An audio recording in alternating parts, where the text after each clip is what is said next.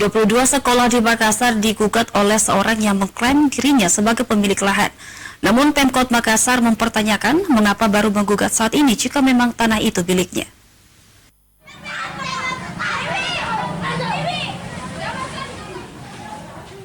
Sebanyak 22 sekolah di Kota Makassar digugat oleh pemilik lahan. Dari 22 sekolah tersebut, 3 diantaranya dimenangkan oleh penggugat. Masing-masing adalah SD Impres Pancayang, SD Negeri Pancayang, serta SD Impres Sudiang.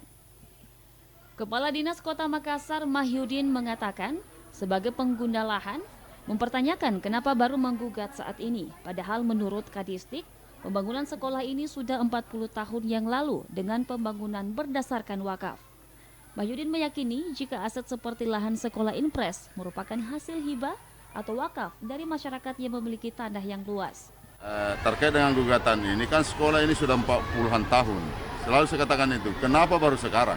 Ya, karena kami yakin dan percaya bahwa pada saat sekolah ini dibangun adalah, apalagi ini sekolah Impres ya, rata-rata Impres itu kami tahu bahwa dulu itu pada saat pembangunan 40 tahun yang lalu, itu dibangun berdasarkan wakaf ya. Jadi rata-rata orang tua dulu itu mewakafkan terhadap pembangunan sekolah.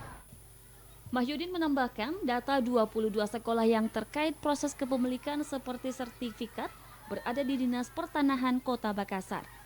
Rusmawan Dirara, Selebes TV.